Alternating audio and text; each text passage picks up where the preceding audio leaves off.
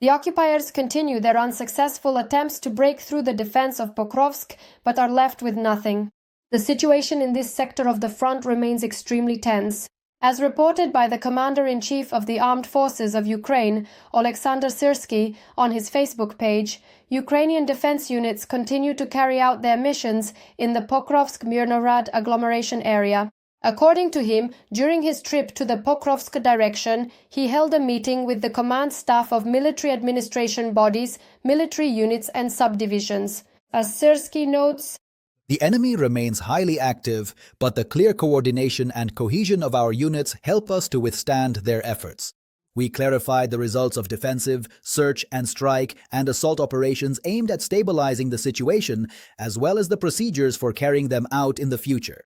Syrskyi added that the enemy continues to be destroyed both during attempts to move and in identified areas of concentration. In just the past 4 days in the Pokrovsk direction, the total losses of the occupiers amounted to 487 personnel, of which 350 were irrecoverable. In addition, the exchange fund is being replenished with captured Russian soldiers. Earlier, the 7th Air Assault Corps reported on its Telegram channel that, in the short term, the enemy aims to reach the settlement of Syrskyi, which is located northwest of Pokrovsk.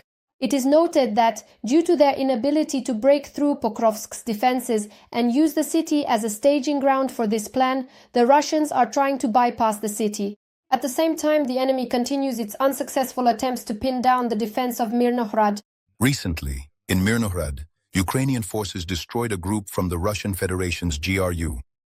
Such enemy units operate in the second echelon after sabotage groups and oversee the execution of tasks by the first echelon. Meanwhile, the head of the main intelligence directorate, Kirilo Budanov, explained why it was necessary for the GUR landing force to be deployed in Pokrovsk.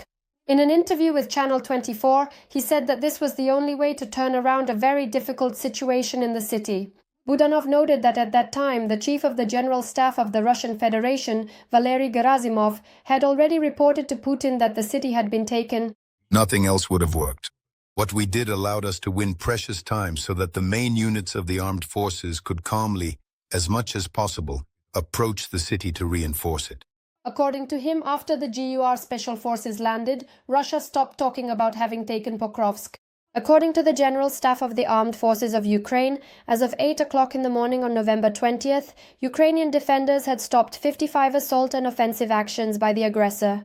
Over the past day, Russian invaders suffered losses of 890 personnel,